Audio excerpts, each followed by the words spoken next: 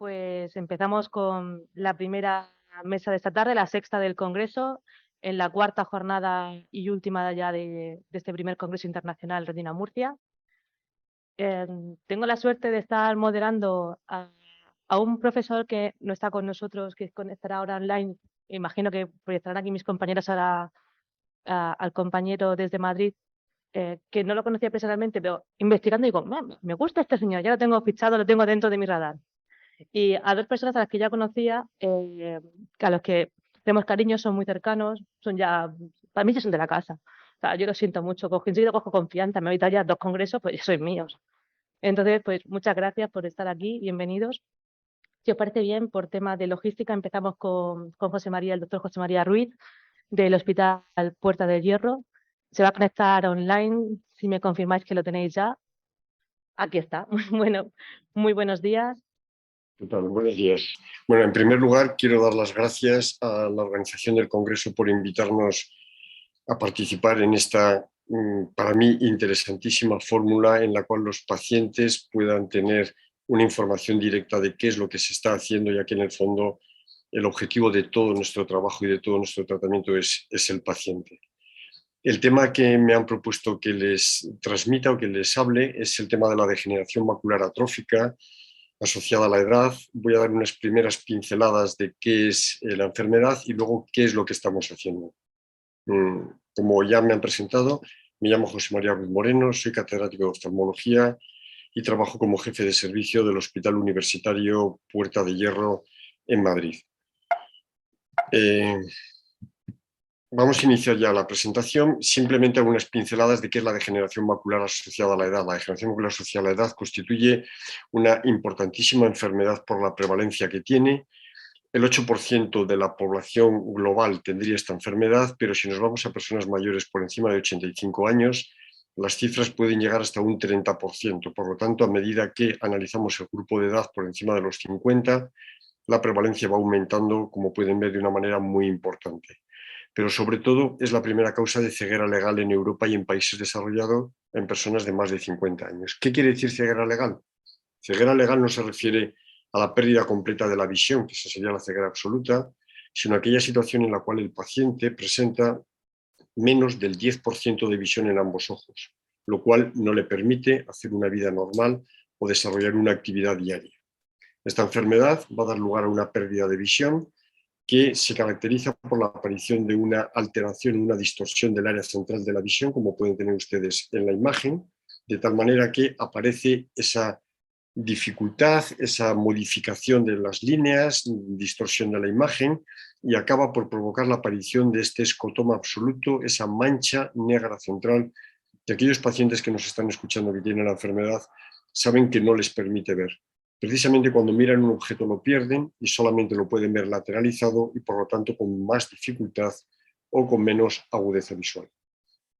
Lógicamente, esta no es una enfermedad que aparece de la noche a la mañana, es una enfermedad progresiva que da lugar a la aparición de una serie de cambios en el fondo del ojo que el oftalmólogo va a ser capaz de detectar y de poder ver, de manera que podemos ir analizando o localizando al paciente que va a poder desarrollar estos problemas.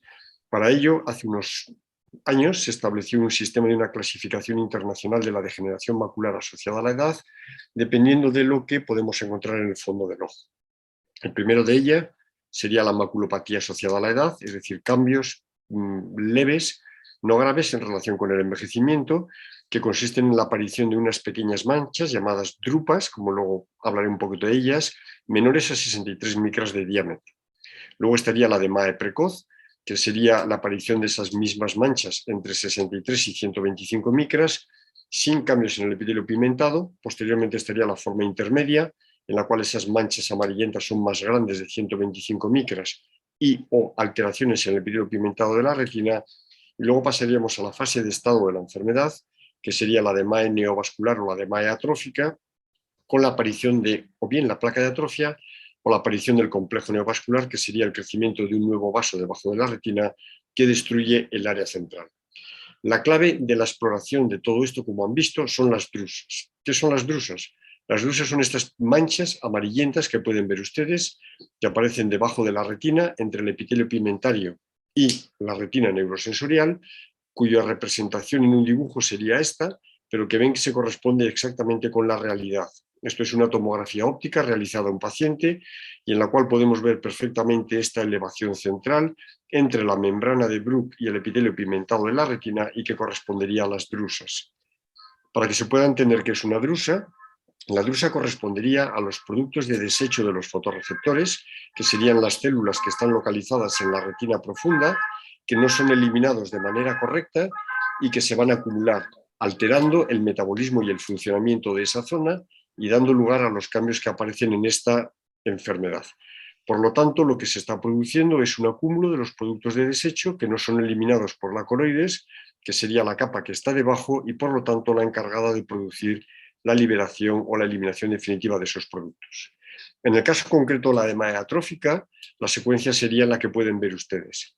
La aparición de las drusas en el fondo del ojo, la aparición de los cambios pigmentarios y el desarrollo de placas de atrofia en las cuales se produce la desaparición de las capas de la retina externa, lo vamos a ver ahora. Se produce la desaparición de los fotorreceptores, del epitelio pigmentado y de la coriocapilar, dando lugar a la aparición, esta ya es la imagen de un paciente, de esa placa de atrofia que afecta a la parte central de la retina y que se traduciría en esa mancha negra central por la cual el paciente no puede ver. Vamos a ver algunos ejemplos clínicos reales de pacientes. Este es un paciente que acude a nuestra consulta con pérdida de visión y localizamos la aparición de estas dos placas de atrofia que anteriormente se estudiaban mediante angiografía fluoresceínica, que era una prueba más o menos molesta para el paciente con la inyección de un colorante, pero que hoy en día, gracias a Dios, ya no lo necesitamos. Disponemos de una prueba tremendamente sencilla con una luz especial, que es la autofluorescencia, que es esta imagen que tienen aquí ustedes, también de un paciente real, que nos permite delimitar perfectamente la aparición de una placa de atrofia en el centro de la retina, que sería la expresión final de esta fase o de esta enfermedad en su variante atrófica. ¿Cuál es la importancia que tiene? Pues la importancia que tiene que es una enfermedad bilateral y simétrica. Generalmente el paciente con DMAE atrófica la tiene en los dos ojos y que tiene una tendencia a crecer cada año. Por lo tanto, cada año, al extenderse la placa de atrofia, va creciendo la mancha central y va perdiendo agudeza visual el paciente.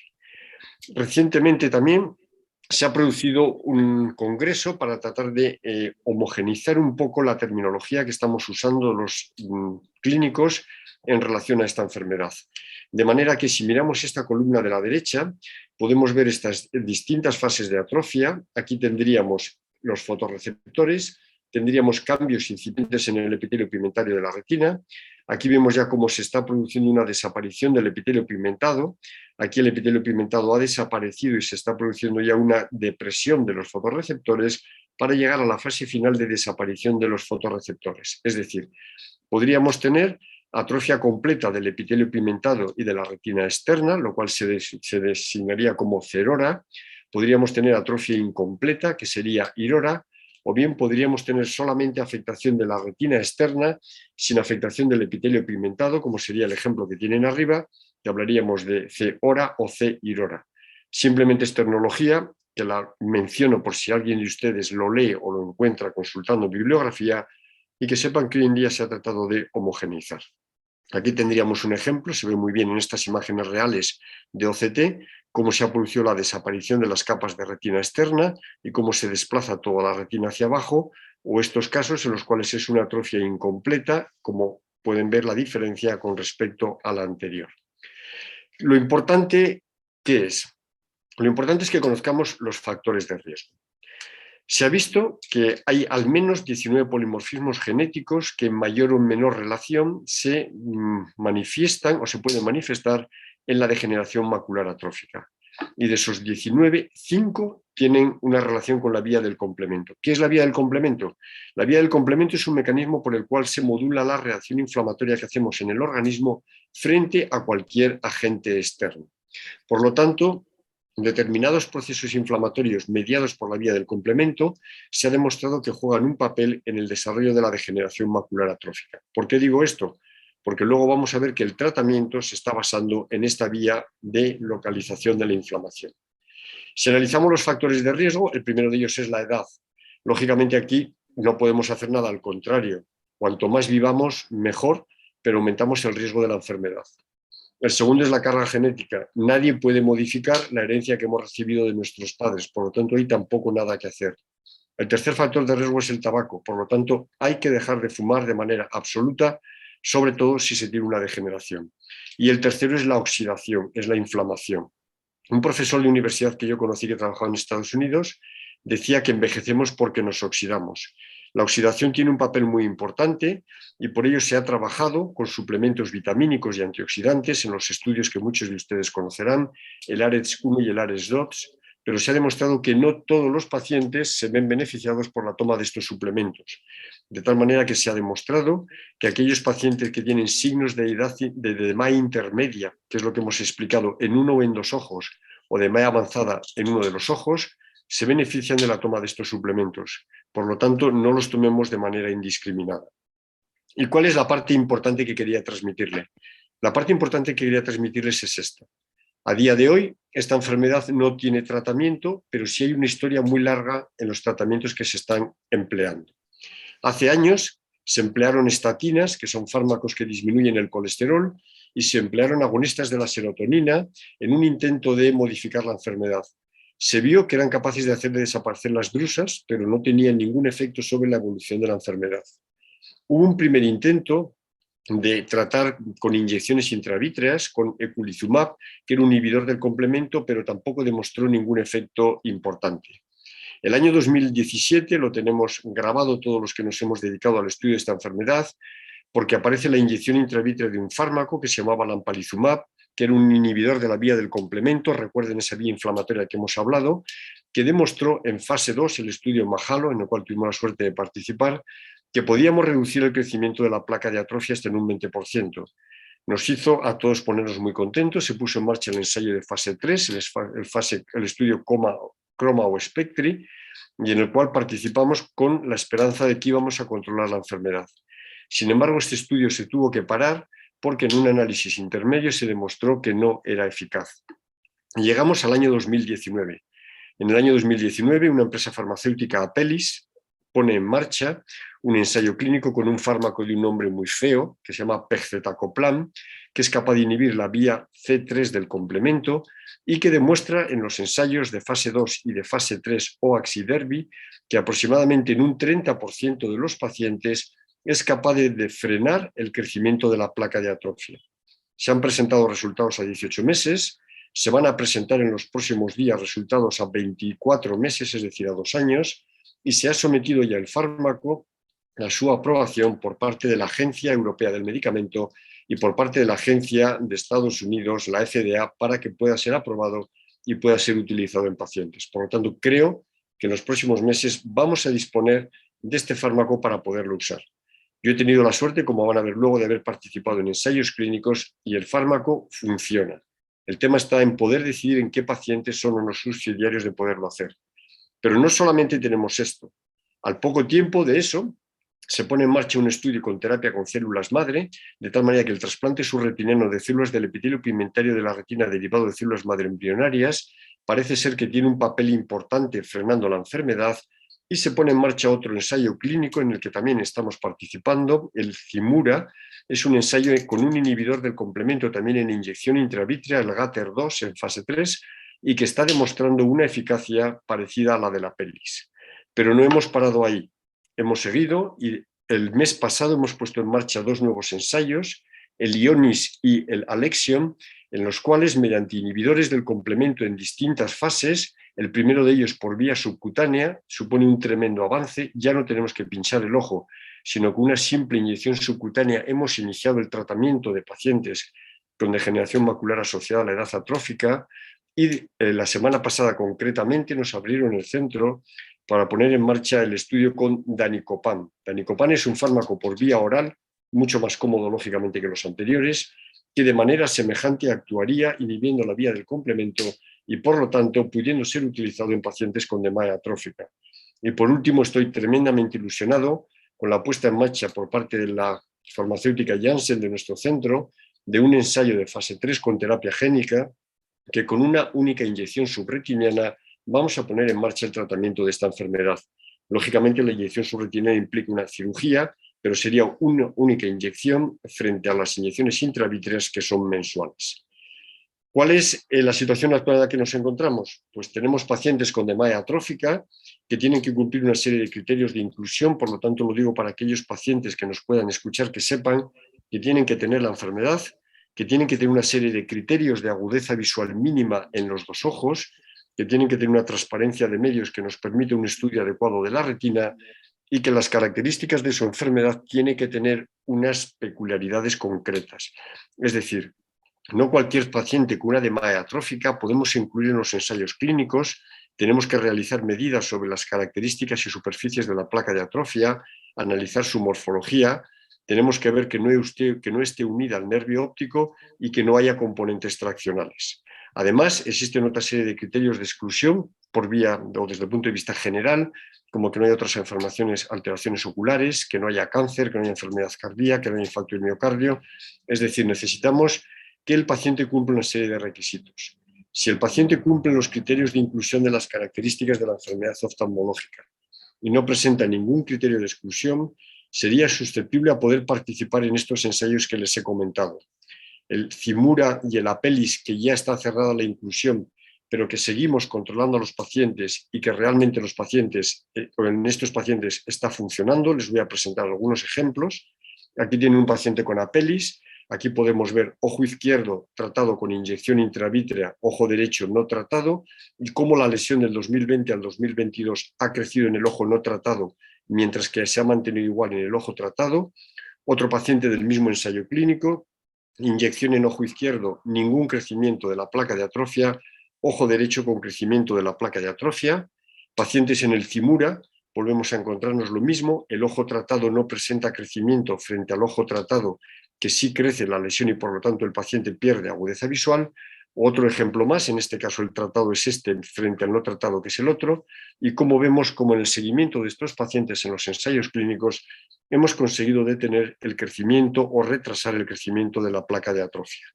En este momento tenemos abierto el Ionis, que hemos comentado que es un tratamiento subcutáneo que lo acabamos de iniciar, y también hemos iniciado el tratamiento por vía oral.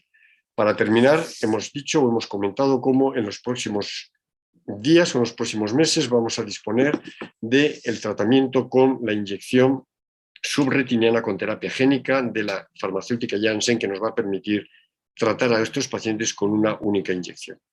En resumen, recuerden, las vitaminas tienen su utilidad, pero no de manera indiscriminada. Solo pacientes con drusas extensas de tamaño intermedio o atrofia geográfica o DMAE exudativa en uno de los ojos se beneficiarían de su tratamiento. No podemos hacer nada ni sobre la edad ni sobre la carga genética, pero sí que es muy importante que dejen de fumar los pacientes que lo hacen y que los pacientes tengan en cuenta la posibilidad de participar en ensayos clínicos, que con estos nuevos fármacos podremos avanzar en el conocimiento de la enfermedad. Quiero dar las gracias a la industria farmacéutica que nos permite, con su ayuda, poder participar y poder desarrollar estos nuevos fármacos, que son los que en definitiva van a beneficiar a nuestros pacientes. Dar las gracias a todos los pacientes que nos ayudan participando en ensayos clínicos. En este momento tenemos 24 sobre DMAE, y que gracias a ellos y gracias a su generosidad, algunos pacientes, en este caso algunos de ellos, y los pacientes en un futuro se van a ver beneficiados con el desarrollo de estos fármacos.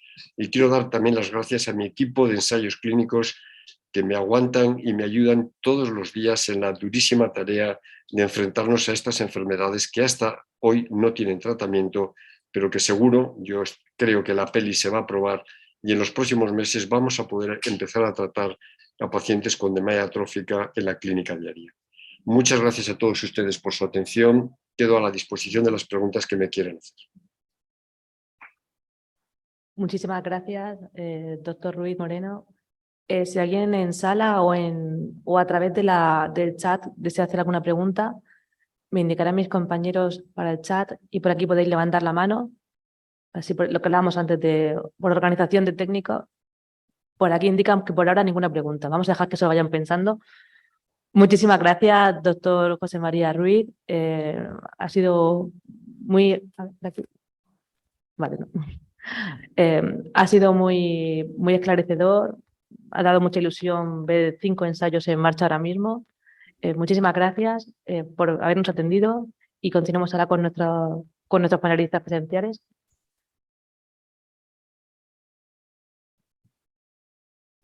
Paso la palabra entonces ahora a la doctora Regina Rodrigo. Viene del Centro de Investigación Príncipe Felipe de Valencia, aquí en España. Ella es la investigadora principal, si no me equivoco, del grupo de fisiopatología y terapias para la distrofia de retina. Y ayer me comentaba que ella está como asociada en 2 universidades, porque el tiempo sobra, que es la Universidad Católica de Valencia y la Universidad de Valencia propiamente. Pues tienes la palabra. Bueno, yo voy a contar una historia, que es la historia desde que hace 12 años que empecé a trabajar en retina, porque yo antes trabajaba en cerebro, y voy a contar un poco una de las terapias de neuroprotección que nosotros hemos estado llevando a cabo y que nos han llevado, que no sé si han podido subir arriba en el coffee break, a un caso de éxito, que esperemos que sea de bastante éxito, que se llama RetiProtect. Parte de lo que voy a comentar, pues ya lo ha comentado una compañera mía, Lorena Olivares, ha comentado la parte principal del estudio que nos ha llevado a tener este producto que se llama RetiProtect. La retinosis pigmentaria, ya saben más o menos lo que es porque algunos lo padecen y porque también se ha comentado aquí, es la principal distrofia hereditaria de la retina y es una enfermedad rara. Y como ocurre en muchas enfermedades raras, tiene una elevada heterogeneidad genética, con más de 130 genes implicados, y una elevada heterogeneidad clínica. Bien, bueno, la retinosis pigmentaria es una enfermedad en la que las principales células afectadas son las células fotorreceptoras, los conos y los bastones.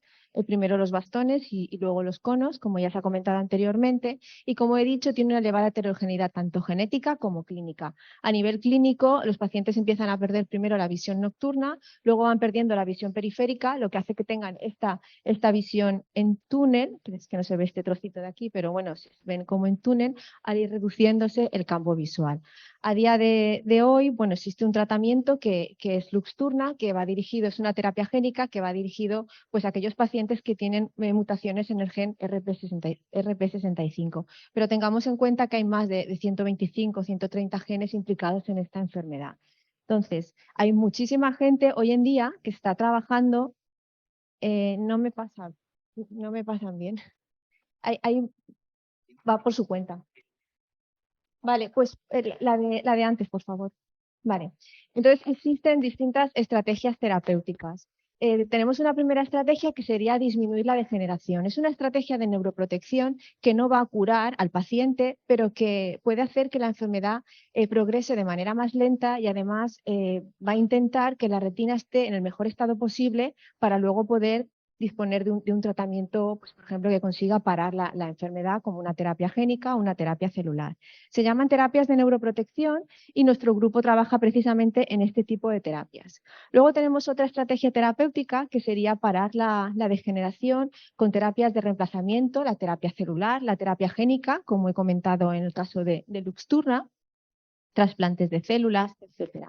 Y luego, cuando ya estamos en un estado bastante avanzado de la enfermedad en el que las células afectadas, que son los fotorreceptores, y también hay casos de epitelio pigmentario, ya no están porque ya han muerto, entonces tenemos que irnos a otros tipos de la retina, a otros tipos celulares de la retina para que puedan hacer de alguna manera esa función que hacían esas células inicialmente, esas células fotosensibles, que son las células que cuando nosotros vemos incide la luz en nuestra retina y convierten esa señal luminosa en una señal eléctrica que luego integrará nuestro cerebro y nos dirá, pues estoy viendo un árbol, por ejemplo.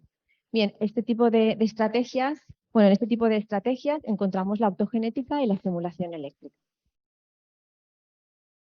Dentro de nosotros trabajamos en terapias de neuroprotección y ¿por qué? Pues porque cuando está empezando la enfermedad, en este proceso degenerativo, se va a crear un ambiente dentro de la retina que por un lado va a intentar proteger a esas células que se están muriendo y por otro lado vamos a tener sustancias que van a acelerar este proceso de muerte. Tenemos un ambiente en el que podemos destacar 2 procesos celulares que acaban siendo perjudiciales para las células y para la posterior muerte de estas células de aquí, que son los conos y son los que van a estar, son los responsables de nuestra visión central. ¿Qué procesos celulares son esos? pues los procesos inflamatorios y los procesos de estrés oxidativo. Nuestro grupo se centra en ambos procesos, en los inflamatorios y en los de estrés oxidativo, pero en esta presentación solamente voy a resaltar los resultados que hemos hecho relacionados con el estrés oxidativo. Para trabajar en terapias de neuroprotección, en nuestro grupo utilizamos cultivos celulares, que son células que ponemos en cultivo, y tenemos células de retina o células del sistema inmunitario, que en este caso serían microglías. También trabajamos con trocitos de retina de cerdo, porque la retina de cerdo se parece más a la retina de las personas que la retina de los ratones, que es el otro modelo que utilizamos. Utilizamos este modelo de ratón, que es el ratón RD10, que tiene una de esas más de 100 mutaciones bueno, más de esos 100 genes en los que está implicada la enfermedad. En este caso se llama fosfoliesterasa 6. Y luego tenemos la suerte de contar, no pasa nada, tenemos la suerte de contar siempre con el apoyo de los pacientes, de sus familiares y también pues, de controles que han participado en nuestros estudios. ¿Qué es lo que hemos evaluado? Pues hemos evaluado, como he comentado, el estrés oxidativo, la inflamación. En estos casos de aquí evaluamos el proceso degenerativo, cómo va degenerando la retina. Y cuando es posible, pues también evaluamos la función visual en vivo, ¿no? Tanto a las personas como a los ratones. Y ahora lo que voy a hacer es voy a poner un poquito el camino que hemos recorrido hasta llegar a nuestra meta para presentar el producto. Yo aterricé en 2010 en el grupo del doctor José María Millán, que está aquí en la audiencia, que es del Biomedicina Molecular, Celular y Genómica del Instituto de Investigación Sanitaria, la FE. Aquí hay fotos del grupo. Y bueno, aterricé, venía de otro campo y lo primero en lo que quería trabajar era buscar dianas terapéuticas de neuroprotección. Para ello conté casi desde el principio, casi desde 2011, más que 2012, con la ayuda de oftalmólogos y en particular con la ayuda del doctor David Salom, que en aquel momento es él, que en aquel momento estaba en el Hospital La Fe. Más tarde se fue como jefe de servicio al Hospital de Manises y ahí pues seguimos la colaboración desde ese momento. También aparece en esta foto el doctor Emilio González, que es un neurofisiólogo que siempre nos está ayudando con todos los trabajos de neurofisiología en los pacientes. Pues bien, empezamos a buscar marcadores de estrés oxidativo y marcadores de inflamación en muestras de pacientes. Y aquí entró a formar parte Cristina, que empezó a hacer la tesis conmigo. En 2013 publicamos el primer trabajo relacionado con esto, en el que habíamos buscado marcadores de estrés oxidativo y antioxidantes. En ese estudio que se publicó, lo que hicimos fue evaluar factores solubles que estaban en el humor acuoso. El humor acuoso es el líquido que está por detrás del ojo, del iris, ¿no? Por detrás tenemos una cavidad y ahí hay un líquido, que casi todo, su componente principal es agua, pero que tiene moléculas y en esas moléculas nosotros medimos si había marcadores de estrés oxidativo para evaluar lo que se llama el estado redox. También hicimos, bueno, como también trabajamos en inflamación, miramos otro tipo de marcadores y encontramos uno que se llama la citoquina TNF-alfa. Aparte de hacer este estudio en pacientes, también lo hicimos en ratones, en nuestro modelo de ratón.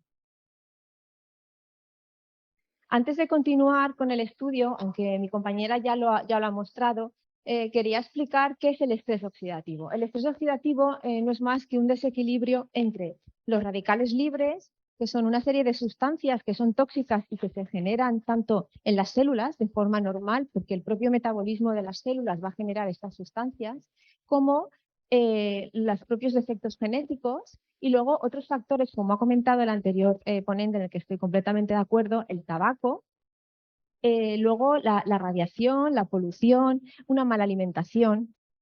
Todo eso va a contribuir a que formemos y que tengamos más radicales libres, estas sustancias que son tóxicas. ¿Qué hace nuestro organismo para eliminar estas sustancias? Bueno, siempre tenemos que tener un poquito de estas sustancias. Pero ¿qué hace para mantener ese equilibrio? Bueno, pues tenemos un sistema de defensa endógeno. Tenemos distintos tipos de compuestos en nuestro organismo, nuestras células, para poder defendernos. Y si ya han atacado a nuestras células, pues luego tenemos también unos sistemas de reparación para intentar arreglar ese daño que hayan podido ocasionar. ¿Y qué contribuye a que tengamos una buena defensa antioxidante endógena? Pues es muy importante nuestro estilo de vida y nuestra alimentación. De la misma manera que una mala alimentación influye negativamente, una buena alimentación va a favorecer que tengamos un estado antioxidante adecuado. Bien, esto sería en condiciones ideales, tendríamos que tener un equilibrio. ¿Qué pasa? Cuando aumentan mucho esta parte de aquí de la balanza, tenemos un desequilibrio y se genera lo que se denomina el estrés oxidativo. Esto va a ocasionar daño a las células y puede acelerar su proceso de muerte. O sea, no solo uno por tener una enfermedad genética, que esa mutación ya va a afectar a esa célula, pero si además contribuimos aumentando estas sustancias, pues vamos a acelerar el proceso. Como ha comentado también Lorena, lo que hicimos fue determinar en las muestras de humor acuoso y en sangre de pacientes con retinosis pigmentaria si había un desequilibrio. Medimos distintas sustancias de ambos lados de la balanza y observamos que en el humor acuoso había una menor respuesta antioxidante, al igual que ocurría a nivel periférico, en sangre periférica. Y había un aumento en sangre periférica de marcadores de radicales libres, de más estrés oxidativo. Lo que observamos también es que cuando hicimos una correlación entre el estado antioxidante de los participantes y cómo tenían el campo visual, vimos que aquellos que tenían mejor campo visual eran los que tenían una mejor respuesta antioxidante. Por tanto, nos planteamos que quizás una terapia antioxidante podría ser beneficioso y podría ayudar a preservar durante más tiempo la función visual. Continuando con este caminito hasta llegar a nuestro objetivo, en 2013 apareció José Miguel Soriano del Castillo, que es un catedrático de la Universidad de Valencia, de farmacia y es especialista en nutrición, y fui a hablar con él y le dije que a ver si podía él diseñar un complejo nutricional que ayudase a mejorar la función visual en vista de los resultados que habíamos obtenido. Entre los dos estuvimos mirando qué es lo que había en ese momento en el mercado y él, con toda su experiencia, pues diseñó un cóctel. Una mezcla de nutracéuticos que nosotros llamamos NUT en su momento. Esta mezcla sufrió una ligera modificación al final por problemas logísticos, pero bueno, teníamos ya la mezcla. Desde 2013 hasta 2016 estuvimos por el mundo intentando que nos financiaran, consiguiendo las autorizaciones del Comité Ético de Investigación de Medicamentos, preguntando a la Agencia Española del Medicamento si era un medicamento o no, porque si no es una regulación diferente. Y reclutando pacientes. En este periodo, Cristina Martínez leyó su tesis doctoral y se fue a Reino Unido y allí sigue. Apareció Lorena aquí, que empezó a hacer su trabajo de máster, creo que era de fin de máster, y bueno, finalmente en 2020 leyó su tesis, que es la persona que ha presentado antes el trabajo. Y en 2019 dejé de estar en el grupo del doctor Millán y me trasladé al Centro de Investigación Príncipe Felipe como responsable del grupo de fisiopatología y terapias de enfermedades de la visión. Aunque nos hemos ido, seguimos siempre colaborando, formamos parte de una unidad mixta, etc. Estos serían los miembros del equipo en ese momento y esta es una nutricionista que trabajaba con nosotros. Bien, había dicho, bueno, en esta parte de la historia, ya queríamos hacer estudios preclínicos con los nutracéuticos. Primero íbamos a probar a ver qué pasaba en animales. Aquí debo decir que hemos ido un poquito al revés, porque realmente empezamos con los pacientes y luego hicimos el estudio con los ratones, porque no era un fármaco, y entonces el estudio con los ratones lo terminamos, lo publicamos en 2020. Empezamos más tarde, pero fue más rápido que el trabajo con pacientes. Queríamos evaluar esta terapia que estoy diciendo y bueno, por otro lado pues teníamos otras terapias, en este caso antiinflamatorias. Como ha comentado Lorena, ¿qué es un nutracéutico? Un nutracéutico viene de dos palabras, nutriente y fármaco. Es una sustancia, son sustancias que forman parte de nuestros alimentos, de lo que consumimos, y a la que se le atribuye beneficios para la salud. Beneficios que pueden o prevenir una enfermedad o tratar una enfermedad. Siempre hay que mirarlo con cierta perspectiva, tampoco no es un medicamento. Puede ser en sí un alimento, puede ser el ajo, puede ser la soja o puede ser un componente de la comida. Todos hemos oído hablar de los ácidos omega 3, las vitaminas, etcétera. Bien, el complejo nutricional que diseñó el doctor José Miguel Soriano estaba formado por nutrientes a unas dosis tolerables que podían tener un beneficio para mantener la visión normal y el correcto funcionamiento del sistema nervioso. Y además eran sustancias con propiedades antioxidantes, que era lo que nosotros queríamos. Este es el estudio en ratones, lo llamamos NutraRed, y lo que hicimos fue administrar a los ratones a día postnatal 9, todos los días les administrábamos este nutracéutico hasta el día 18, cuando había una degeneración bastante importante de los fotorreceptores. Determinamos distintos marcadores de estrés oxidativo, de inflamación, de muerte celular y la función visual mediante electroretinograma. Y lo que observamos, que no sé si se ve muy bien aquí, estos puntitos verdes son las células que se están muriendo. Cuando los animales son tratados con el nutracéutico, las células que se están muriendo en la retina disminuyen, igual que los procesos inflamatorios. Estos son cortes de retina. Y aquí, a nivel de la función visual, cuando estimulábamos la retina con distintas intensidades lumínicas, la respuesta eléctrica era ligeramente mejor, es verdad que no es un aumento enorme, que aquellos que no habían recibido tratamiento, aquellos animales. En vista de eso, bueno, como he dicho, fue un poquito al revés. Hicimos el estudio en los pacientes. Gracias sobre todo, bueno, hicimos el estudio que luego publicamos y luego gracias en 2019 conocimos a una familia que tenía un miembro afectado de su familia que tenía mucho interés en este producto que estábamos probando. Y fueron ellos el origen del producto que hoy en día hemos empezado a comercializar. Y en 2021 fue la semilla de esta empresa para poder realizar tener este producto. En los pacientes, el estudio ya lo ha contado Lorena, fueron 2 años y se les evaluó a los pacientes el estado antioxidante, el estado redox en sangre, el ocular, se les hicieron pruebas de todo tipo a nivel visual, etcétera, y lo que observamos, lo más significativo, es que disminuía la formación de una serie de radicales libres en el humor acuoso, aquellos pacientes que tomaban nutracéuticos con respecto a aquellos que tomaron placebo, y también la respuesta antioxidante disminuía, pero de manera más lenta. Por otro lado, lo más significativo fue que en las pruebas del electroretinograma multifocal observamos que aquellos que habían tomado nutracéutico, su respuesta era igual o ligeramente superior a los 2 años, mientras que los que habían tomado placebo disminuían, ¿no? Pues por la progresión de la enfermedad. Con todo esto, publicamos el artículo de 2013, el de 2020 con los animales y en 2022 publicamos NutraRed, publicamos este estudio. Nos juntamos los investigadores con esta familia que he comentado porque queríamos ver si éramos capaces de que esto llegase al mayor número de pacientes posibles. Y así fue como fue la semilla de esta empresa, Biotech and Nutrition Research. RetiProtect es el producto y esta es la empresa. Aquí estamos todos los socios que formamos parte, somos científicos, personas afectadas y también tenemos gestores. Es un equipo multidisciplinar, no es una empresa farmacéutica, lo hacemos porque queremos que llegue al mayor número de personas. Aquí está la página web y arriba tienen también, hay un stand donde pueden hablar con nosotros. Aquí estamos el equipo, esto está en la página web, que se puede ver si están interesados. Y como he dicho, es un multidisciplinar. Estamos aquí porque queremos mejorar, por lo menos retrasar la progresión de la enfermedad de todas aquellas personas que padecen esta enfermedad. Este ha sido el plan de empresa.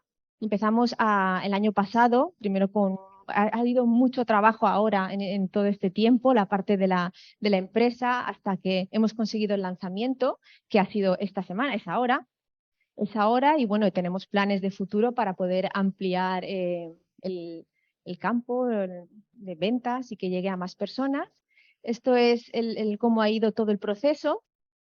Constituimos la empresa en mayo, hemos creado una web, se puede solamente adquirir a través de la web este producto, y este producto es el que he comentado, RetiProtect. Es un complejo nutricional tiene minerales y vitaminas, protege a la retina y es eficaz, al menos en el estudio que nosotros hemos hecho, para ralentizar la progresión de la enfermedad. Aquí tienen la página web, el nombre de la empresa, donde nos encontramos, estamos en el Parc Científic de Valencia.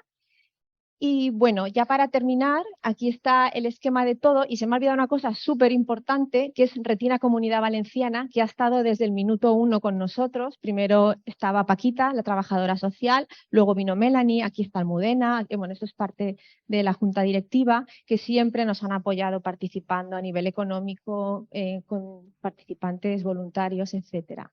Nada, muchísimas gracias a ellos, a ustedes y a toda la gente que ha participado en este trabajo y a aquellas personas o entidades que nos han financiado. Gracias. Damos la palabra entonces al doctor Diego García Ayuso. Diego García Ayuso viene de aquí, de la Universidad de Murcia, es compi aquí en la universidad. Lo que pasa es que él es el profesor titular en el departamento de oftalmología. Los nombres completos no me lo sé. Es muy largo el nombre completo. Y pertenece al grupo de investigación en oftalmología experimental, donde el jefe de equipo, si no me equivoco, es el doctor Manuel Vidal. Que además ayer salían en prensa porque acaban de publicar en el... Coméntalo tú, por favor. Sí, no, hay un trabajo demostrando los efectos de los diferentes tipos de trasplantes de células madre, de médula ósea, en función de la fuente desde la que se tomaban las células. Vale, yo os voy a hablar un poco de una parte no sé si quería... Vale, bueno, pues yo voy a hablar un poco de ese trabajo. Lo primero, antes de empezar, pues bueno, dar las gracias a David, a Carmen, a toda la organización del Congreso por invitarme y por darme la oportunidad de estar aquí hoy con todos y todas los que nos acompañan aquí y a través de las redes. Yo, como decía, os voy a hablar un poquito de una parte muy relacionada con ese trabajo que precisamente ayer salía en prensa y es el trasplante singénico. Es una de las líneas, de las muchas líneas que llevamos en el grupo, y este es un trabajo que además hemos publicado recientemente. Es el trasplante singénico de células madre mononucleares derivadas de médula ósea en modelos animales que tienen la misma mutación que la que se observa en muchos pacientes humanos con este tipo de enfermedades. Vamos a tratar también, o voy a tratar de explicar un poco el porqué de estos modelos animales y el porqué de este trabajo. Bueno, en esta parte no me voy a detener mucho porque creo que todos los que estamos aquí pues ya sabemos que las enfermedades, que las distrofias de retina o las degeneraciones hereditarias de los fotorreceptores pues son una de las causas más frecuentes de ceguera en los países desarrollados como el nuestro y una de las principales causas de ceguera irreversible en el mundo. Entre las formas más frecuentes pues encontramos la adquirida, la degeneración macular asociada a la edad, las distrofias de retina, las degeneraciones hereditarias de retina, de las que la más frecuente es la retinosis pigmentaria, ¿vale? Que causa ceguera en edad laboral y por eso, entre otros factores, pues supone un problema social y económico a día de hoy que, bueno, pues es importante que podamos estudiar y podamos aportar cada uno desde donde podamos, pues nuestro granito de arena para ir comprendiendo mejor estas enfermedades y a la vez pues ir ayudando a, si no encontrar una cura, porque es verdad que es muy complicado, sí pues poder ir, como vamos a ver ahora, tratando de enlentecer o de retrasar esa pérdida de fotorreceptores que va a aumentar no solo la calidad de vida de estas personas, sino la ventana de tiempo en la que se pueden aplicar otras. ¿Vale? Estas enfermedades, la retinosis pigmentaria, está causada normalmente, como ya todos sabemos, por mutaciones que afectan bien a los fotorreceptores, bien a las células del epitelio pigmentario. Las enfermedades que cursan con degeneración de los fotorreceptores pues tienen la característica de ser enfermedades multifactoriales, son enfermedades muy complejas, están provocadas por factores genéticos, ambientales, lo que complica el poder encontrar un tratamiento que sea común a todo este tipo de enfermedades, pero lo que sí que comparten en común, al menos en su inicio, es la degeneración de los fotorreceptores. Bien, muy brevemente, para que comprendamos un poco algunas cositas que voy a comentar después, en esta imagen podemos ver, esto es una sección de una retina de rata que nos permite observar las diferentes capas de la retina. En esta zona estarían los fotorreceptores, ¿vale? Y aquí vemos un dibujo en el que podemos observar las diferentes células de la retina y las conexiones que hay entre estas células. Normalmente, aquí esta es la zona del epitelio pigmentario, fotorreceptores, capas de células bipolares, y aquí tendríamos las células ganglionares. Cuando la luz llega a la retina, atraviesa toda la retina, llega hasta los fotorreceptores, que bueno, como ya sabemos son los que interpretan, reciben esa señal luminosa, la convierten en señal eléctrica y posteriormente se transporta a través de la retina hasta las células ganglionares, que son las que van a enviar la información a los centros visuales, ¿vale? Al cerebro, que es donde realmente se produce ese proceso ya de la visión.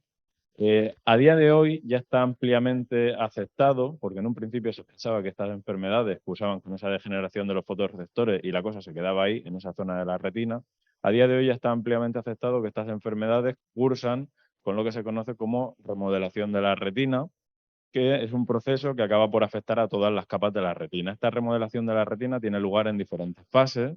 En un inicio comienza con ese estrés de los fotorreceptores, con la degeneración de los fotorreceptores, solamente en la capa más externa, que viene acompañado de una reacción glial, donde participan las células de microglía, que son células residentes de la retina y del sistema nervioso central, que normalmente se encuentran en un estado de reposo en la zona interna de la retina, y que cuando ellas están vigilantes, cuando hay algún proceso inflamatorio o algún proceso que provoca daño a la retina, pues rápidamente viajan hacia esa zona. En este caso, hay una activación de esas células y una migración hacia las capas externas de la retina.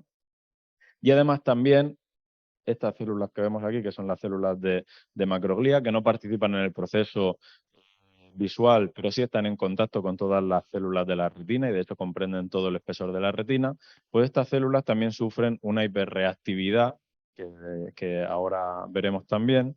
Y conforme avanza en esta primera fase, todavía la retina se mantiene, la estructura de la retina se mantiene más o menos intacta, ¿vale? Excepto estos eventos que hemos comentado y un acortamiento de los segmentos externos de los fotorreceptores. Cuando avanza la degeneración de la retina, cuando llegamos a la segunda fase, ya se han perdido la mayoría de fotorreceptores y continúa esa reactividad glial que va todavía un paso más allá. Una vez que finaliza esta fase, es cuando consideramos que hemos llegado al punto de no retorno. El punto de no retorno porque sería cuando ya llegamos a una afectación severa de los fotorreceptores y ya comienza la afectación del resto de la retina. Entonces, a partir de esta fase, los tratamientos de los que se ha hablado y de los que yo voy a hablar ahora un poco, que están más encaminados a tratar de retrasar o de detener la degeneración de los fotorreceptores, pues ya no van a tener mucho éxito porque ya nos van a quedar muy pocos fotorreceptores y además ya el proceso de remodelación de la retina pues ya parece que no va a tener vuelta atrás. Posteriormente hay una tercera fase que hasta ahora se pensaba que era la fase final de la remodelación de la retina, ¿vale? En la que ocurre un recableado de las neuronas de la retina, como desaparecen los fotorreceptores, que son los que envían la información a las neuronas de segundo orden, que son las células bipolares, que van a ser a su vez las encargadas de enviar la información a las células ganglionares. Estas células, al perder esa conexión con los fotorreceptores, digamos que la buscan y eso provoca que tenga lugar un recableado en la retina. Se producen nuevas conexiones entre células que no serían las que tendría que haber, ¿vale? Junto con otros eventos.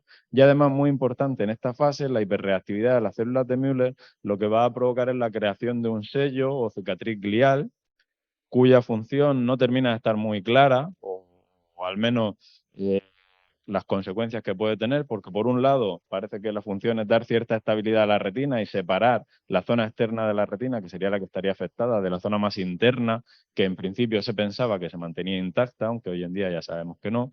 Pero por otro lado, este sello cicatriz glial pues también podría tener implicaciones para las terapias que se están tratando de desarrollar para sustituir o reemplazar a los fotorreceptores, para las prótesis de retina o para los trasplantes de fotorreceptores, porque al existir esa barrera podría estar evitando en cierto modo que se produzcan esas conexiones, que las prótesis de retina o los fotorreceptores que se trasplantan pudiesen comunicarse con las células bipolares. Entonces podría también tener un efecto negativo para este tipo de trasplantes. Por eso muchas veces el objetivo es actuar antes de que ese sello glial, esa cicatriz glial, se produzca y cuando todavía nos quedan pues algunos fotorreceptores en la retina. Y por eso es importante conocer bien estas fases. Bien, y además a día de hoy ya se sabe también, porque al principio se pensaba, como decía, que esa tercera fase era el final, a día de hoy ya se sabe que existe una cuarta fase en la que hay una remodelación sináptica profunda de la retina con la búsqueda de esas nuevas conexiones entre células y sobre todo hay una afectación de las células de la retina más interna que son las que van a enviar la información visual al cerebro. Si estas células se ven afectadas de un modo severo, pues incluso esas terapias que comentábamos para sustituir, reemplazar a los fotorreceptores, su éxito se va a ver comprometido porque aunque consiguieran realizar esas conexiones sinápticas y enviar la información a las neuronas de segundo orden, pues podría ser que la información no llegase a los centros visuales, a corteza visual, que es donde realmente tiene que llegar. Bien, he dicho que nosotros realizamos los estudios con modelos animales. Si tengo que correr un poco más, me lo decís, que yo empiezo a hablar y me enrollo mucho, ¿vale? He dicho que trabajamos con modelos animales y modelos animales que sufren las mismas mutaciones que se observan en la enfermedad humana. En concreto, los resultados de los que voy a hablaros hoy son de un estudio en el que hemos utilizado ratas P23H. Esto es una rata albina que sufre la mutación P23H. Esto es una mutación autosómica dominante que ocurre en el gen de la rodopsina y es una de las mutaciones que se ha descrito como una de las mutaciones más prevalentes en la retinosis pigmentaria autosómica dominante en pacientes en Norteamérica. Además, también hemos utilizado las ratas RCS, en este caso es un animal albino, que sufre una mutación en el gen MER que va a afectar a la capacidad de fagocitosis del epitelio pigmentario. Los fotorreceptores, los discos externos de los fotorreceptores se están renovando continuamente y el epitelio pigmentario, que es la capa más externa, tiene una función muy importante en el ciclo visual, que es la de fagocitar todos estos fotorreceptores una vez que ya no son necesarios y se van renovando. Pues en este animal lo que ocurre es que ese proceso no se realiza de forma correcta y eso provoca una degeneración progresiva de los fotorreceptores. De hecho, esta mutación también se ha descrito en pacientes con la enfermedad humana y da lugar a una forma bastante agresiva de la enfermedad y que aparece en pacientes jóvenes. Entonces es también bastante interesante estudiar. Bien, hasta la fecha, la investigación en degeneraciones de los fotorreceptores ha tenido principalmente dos objetivos, que ya se han comentado aquí. Por un lado, el de tratar de prevenir o retrasar la muerte de los fotorreceptores. Esto tiene un doble objetivo actualmente. Por un lado, el permitir, como he dicho antes, mantener durante más tiempo una visión funcional suficiente para los pacientes que sufren esta enfermedad. Y por un lado, por el otro lado, perdón, el de tratar de reemplazar o sustituir a los fotorreceptores.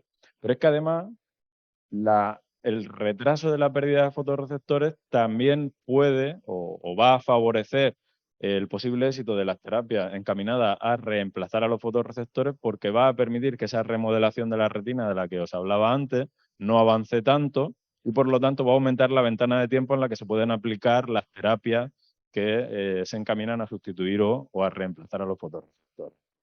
Bien, en este sentido, nosotros llevamos ya unos años, ya casi 10 años, lo comentaba antes con Carmen, porque la verdad que el tiempo vuela y no nos damos cuenta. Llevamos ya casi 10 años estudiando la fracción mononuclear de las células madre derivadas de médula ósea. En principio, este tipo de células podrían realizar una doble función.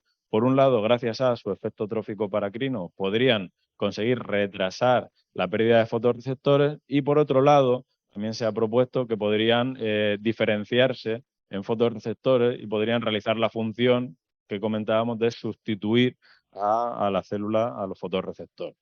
De forma que conseguiríamos esa doble función que normalmente se lleva. Estas células tienen la ventaja de que se obtienen de la médula ósea, se pueden obtener de médula ósea adulta, con lo que no hay en principio demasiados problemas éticos. Además, se obtienen de una forma muy sencilla. En nuestro caso, en los animales, los tenemos de la epífisis de la tibia y del fémur. Y lo que vamos a obtener es un complejo, una suspensión que va a contener células mesenquimales, que son las que en principio se podrían diferenciar en fotorreceptores, y células hematopoyéticas, que van a ser las que van a aportar ese efecto trófico paracrino. Además, también hemos estudiado dos vías de liberación de las células.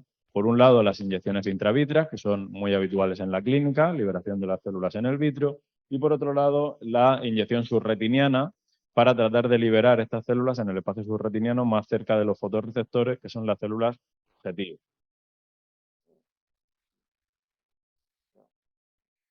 Vale, bueno, aquí las funciones, como veo que me estoy enrollando un poco y las funciones ya las he comentado, lo paso. Bien, cuando hablamos de trasplantes de células de médula ósea, podemos hablar de diferentes tipos de trasplantes. El senotrasplante, que sería el trasplante que realizamos entre personas, bueno, en este caso, en el estudio que nosotros realizamos, entre una persona y un animal, es decir, entre un donante y un receptor de diferentes especies. El alotrasplante, que sería cuando el donante y el receptor son compatibles. El trasplante singénico, que sería cuando se realiza el trasplante cuando se realiza el trasplante, por ejemplo, desde un hermano gemelo, desde una persona completamente idéntica, y además estas células permiten también el trasplante autólogo, que es el que más se ha utilizado en ensayos clínicos.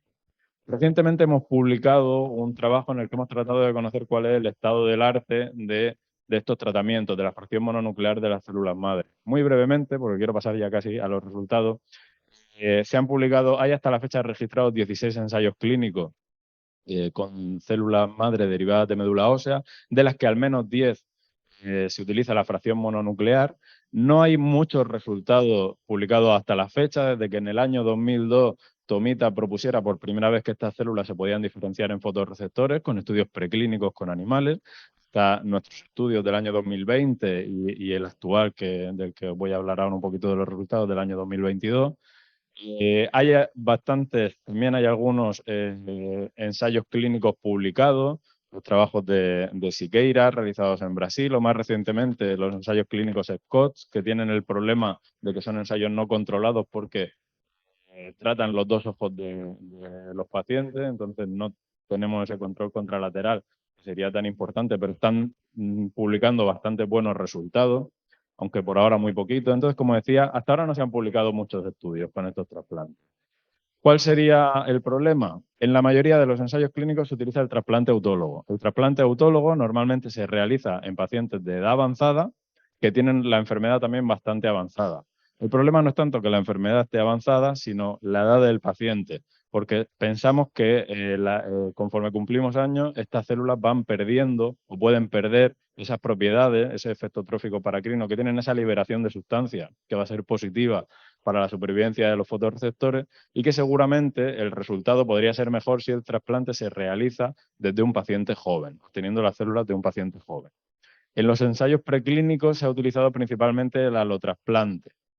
Nosotros estudiamos el senotrasplante, no pudimos demostrar una mayor supervivencia de fotorreceptores. Este estudio del senotrasplante, muy brevemente, se planteó como un estudio para valorar la eficacia, la viabilidad y la seguridad de estos tratamientos para un ensayo clínico que se ha realizado en el Hospital Virgen de la Risaca en Murcia, la doctora María Elena Rodríguez González Herrero. Y actualmente lo que os traigo aquí es el trasplante singénico entre un donante y un receptor idénticos, porque pensamos que esto puede conseguir unos mejores resultados. Muy brevemente, este es el diseño experimental.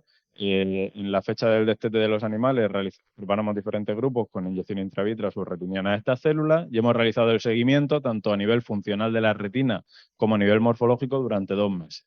Lo primero que quisimos ver era cuánto tiempo sobrevivían estas células en la retina.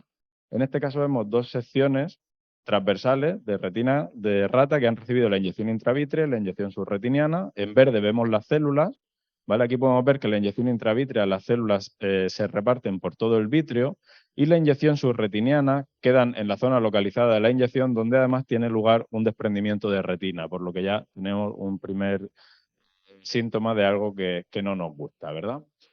Aquí, y voy a intentar ser muy breve porque además hay muchas imágenes y puede abrumar, simplemente deciros porque siempre vamos a ver la misma estructura.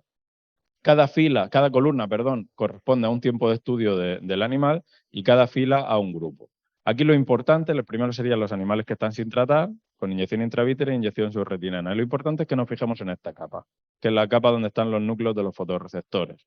Y vemos que si comparamos el grosor de esta capa en el animal sin tratar con el animal con la inyección intravítrea, vemos que a simple vista ya se observa que esa capa tiene un espesor bastante mayor, lo que quiere decir que hemos conseguido una mayor supervivencia de fotorreceptores. Lo podemos ver en esta gráfica. Nosotros hemos cuantificado esos núcleos de los fotorreceptores, hemos valorado el espesor de la capa contando cuántos núcleos de grosor tiene, y a todos los tiempos de estudio, tanto la inyección intravítrea como la inyección subretiniana ha conseguido mayor supervivencia de células, tanto en el modelo de P23H como en el modelo de las ratas RGS. Pero además otra cosa que quisimos estudiar y que creemos que es muy importante es cómo funcionan esas conexiones entre los fotorreceptores y las células bipolares, si estamos manteniendo esa comunicación entre estas 2 células. Y esos son estos puntitos rojos que vemos aquí, aunque no se aprecian muy bien, pero cada uno de esos puntitos rojos nos está indicando una conexión entre estos 2 tipos celulares. Realmente esto es de un animal con la degeneración. Aquí deberíamos de ver una banda completamente roja, ¿vale? Que nos estaría indicando todas las conexiones que hay ahí. Bien, estos son imágenes de animales que se han tratado y vemos que hay más puntos rojos, tanto con la inyección intravítrea, la subretinina no la podemos ver, pero bueno, lo importante lo tenemos aquí porque hemos cuantificado esa fluorescencia de esa zona, de esas conexiones, y hemos visto que los trasplantes, tanto a nivel intravítrea como subretiniano, mejor el trasplante intravítreo, consiguen un mantenimiento de esas conexiones sinápticas tanto para los animales que tienen la mutación P23H como para los que tienen la mutación RCS. Simplemente para que lo veáis, fijaos aquí, con la inyección intravítrea en el animal RCS, como ya no vemos solamente unos puntos, sino que ya vemos casi esa banda, porque estamos consiguiendo mantener mucho esas conexiones sinápticas, que sí es verdad que lo perdemos con el tiempo, porque la supervivencia de las células, como he dicho antes, de unos 15 días tras realizar la inyección. También quisimos saber qué ocurría con la glía. Lamentablemente no hemos observado que este tratamiento tenga un efecto sobre la reactividad de la microglía, es decir, no hemos conseguido que ninguno de los dos modelos demostrar que haya menos activación o menos migración de esa microglía, que puede tener tanto un efecto positivo como un efecto negativo en estas degeneraciones, pero sí hemos observado al nivel de esa hiperreactividad de la macroglía. Para estudiar la hiperreactividad de la macroglía utilizamos un marcador que es el GFAP, que se utiliza como un marcador de estrés de la retina. Cuando las células de macroglía hipertrofian y van a crear ese sello glial, esto cursa con una sobreexpresión de GFAP en estas células. Lo que hemos visto, que es lo que se observa en estas imágenes, esta sería una imagen de una retina que más o menos, esta sería la expresión normal del GFAP, se ve una línea en la capa más interna. Lo que hemos visto es que cuando avanza la degeneración, vemos cómo se ve casi todo el espesor de la retina, porque está todas las células de GFAP, de Müller, sobreexpresando ese GFAP. Lo que hemos visto es que este tratamiento consigue disminuir esa sobreexpresión de GFAP en las células de Müller. También lo hemos cuantificado del mismo modo que las conexiones sinápticas y hemos visto que tanto la inyección intravítrea como la subretiniana en los dos modelos estudiados consigue una menor inmunoreactividad o hiperreactividad, mejor dicho, de GFAP en esas células de Müller.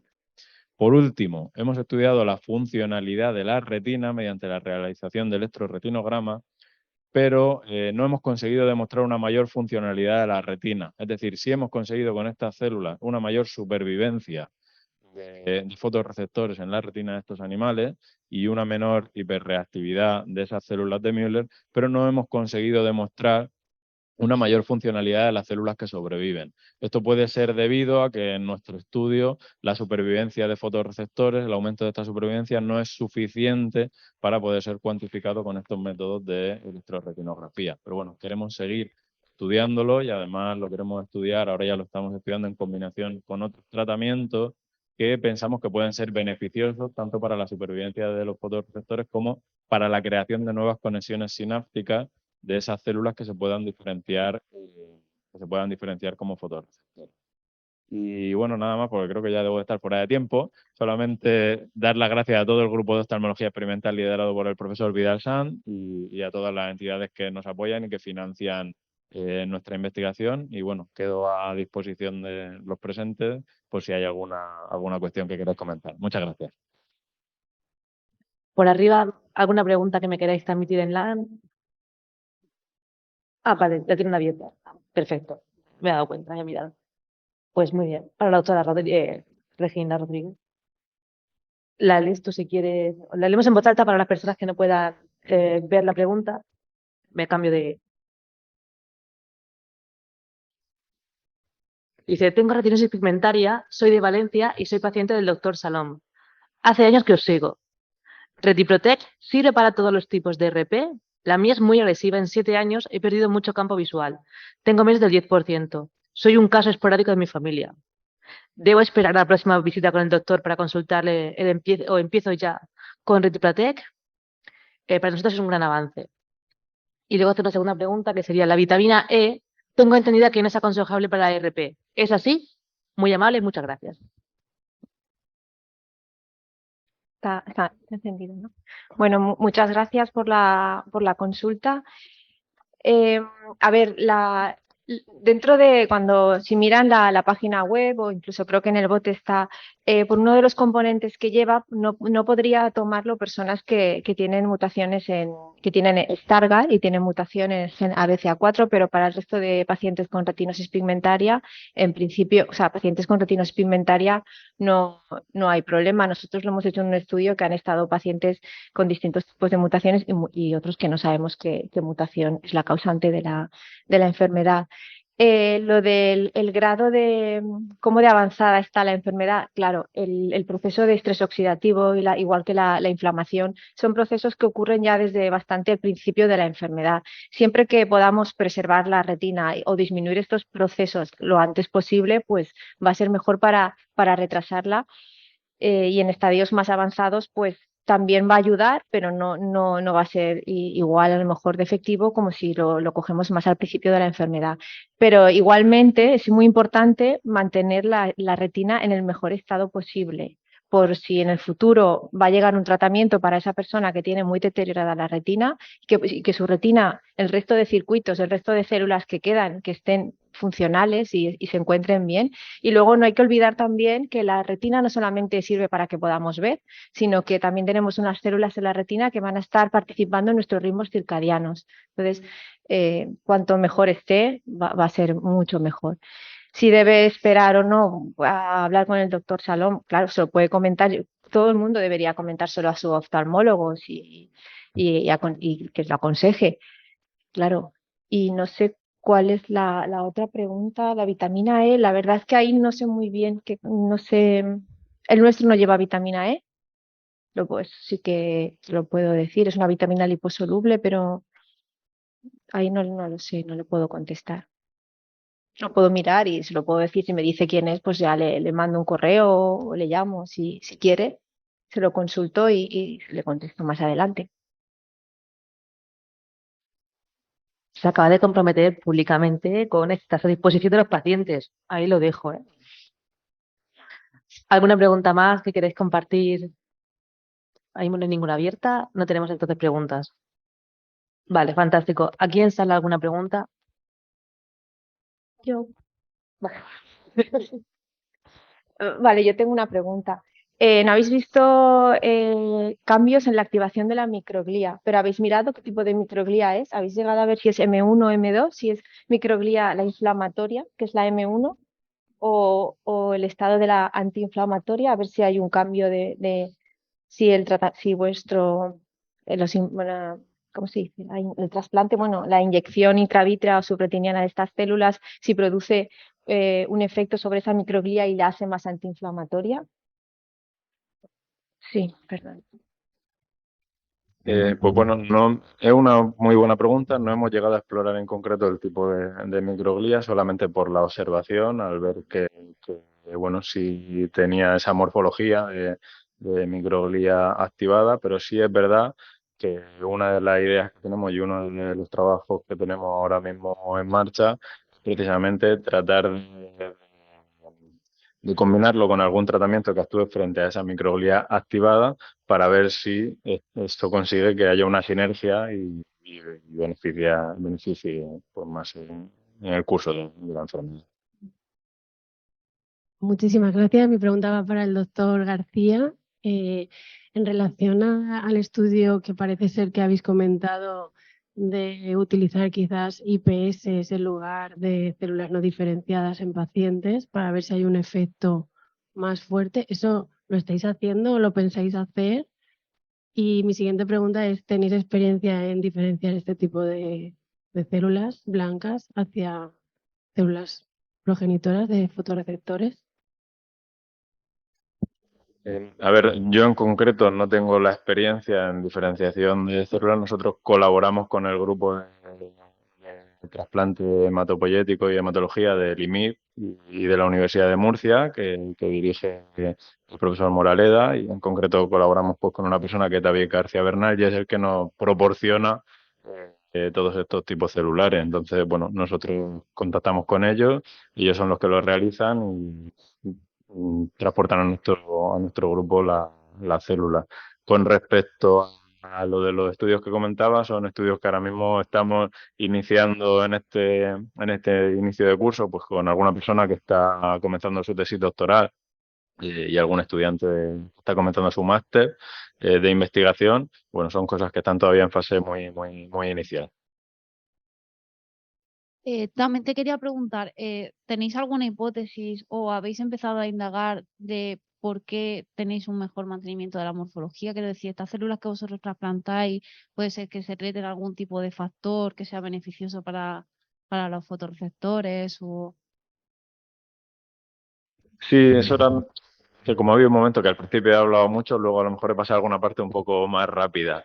El efecto trófico paracrino del que hablaba de estas células que inyectamos, sobre todo dentro de la fracción mononuclear, las hematopoyéticas, liberan una serie de factores de crecimiento y de factores neurotróficos que van a promover la mayor supervivencia de fotorreceptores porque son células tienen propiedades antiapoptóticas, antiinflamatorias, antioxidantes y, bueno, en definitiva, pues promueven esa mayor supervivencia de los fotorreceptores gracias a ese.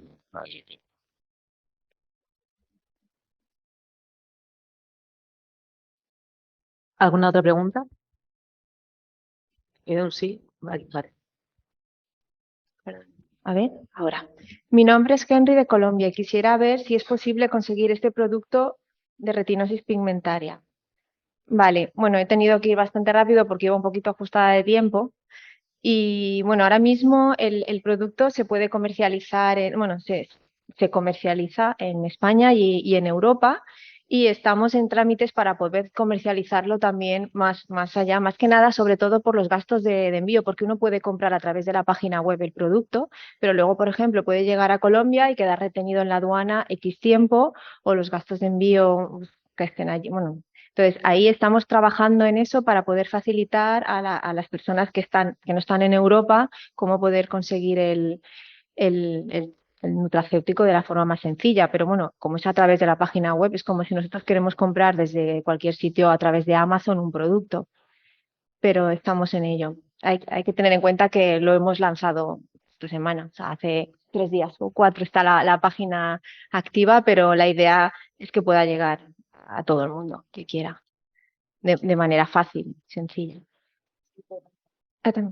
Vale. Hola, mi hija tiene una mutación en el gen RDH12. Retiprotec estaría indicado para ella, ya que no metaboliza bien la vitamina A. Gracias. El complejo lleva vitamina A.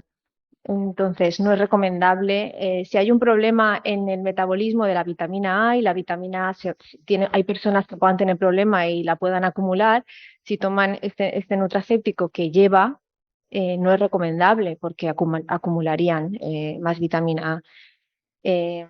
Lo siento, pero le hicimos así el complejo, la mezcla en ese momento se hizo así. Y nosotros tenemos estudios probados científicos para este tipo de mezcla. Quizá a lo mejor no sabemos en el futuro si podríamos hacer otro tipo de variantes y hacer estudios para poder ver si tienen un efecto sin alguno de los componentes. Pero no es aconsejable con problemas en el metabolismo de la vitamina A. Quise decir conseguir este producto en nuestro país. Soy el presidente de la Asociación Colombiana de RP. Sí, se puede conseguir a través de la página web que he comentado. De todas formas, quizá se puede mandar un correo. Tenemos no sé si no lo he puesto en la presentación, o creo que sí que estaba. Hay una página, hay un correo electrónico que se llama info@retiprotec.com y ahí pueden escribirnos y nosotros pues le podemos comentar o cómo la forma más sencilla de hacérselo llegar. No sé si así le he ayudado un poco. Es info@retiprotec.com. Si no estoy con... ¿Es así verdad? Henry, de todas formas, estamos en contacto. También tenemos aquí a Andrés Mayor. La vamos a tener ahora en la pausa café a mano. Aprovechamos si quieres y hablamos con ella y te damos la respuesta directamente, porque creo que entendemos la pregunta y ahora te la respondemos. Como tenemos el contacto directo contigo, tenemos aquí al superrepresentante de Retina Iberoamérica, lo vemos todo ahora tranquilamente. Hay otra cosa, acaban de preguntar otra cosa, es que sí que es importante. Buenos días, ¿habría alguna contraindicación para administrarlo a niños de 6 años? Es para adultos. la dosis es para adultos. Entonces, los niños tienen que recibir dosis más bajas. Es para adultos. No, un niño de 6 años no es recomendable que lo tome. Pues muchísimas gracias. No hay más preguntas. No time, no question. Vamos a dar las gracias. Me encanta esta mesa. Sé que os queréis levantar enseguida. Además, tranquilos los de óptica, que vamos a hacer una foto finish ahora con vosotros. Petición del profesor. Sé que además de todas formas tenéis aquí a otro profesor que tenemos fichadísimos, no hay ningún problema. Pero es que quiero dar las gracias porque esta mesa me encanta. Por eso es la única mesa que he moderado, me la he cogido yo para mí. Porque es un claro ejemplo de alianza, investigación, profesional y paciente. Es decir, cómo los pacientes tenemos que estar siempre al servicio de la investigación, cerca de investigadores, cerca de los profesionales que son los que transmiten lo que se está trabajando para nosotros, el profesional que es el que va a conseguir que lo que se está investigando llegue a través de investigación clínica y cómo repercute en productos que terminan, en investigaciones que están ya en fase en el hospital, como nos han explicado en el Puerto del Hierro, como el que está trabajando, que no le hemos dejado presentar lo que está a punto de publicar sobre la taurina y como este congreso también es ese ejemplo de sinergia entre investigación, profesional y paciente. Me encanta esta mesa. Gracias por haber participado.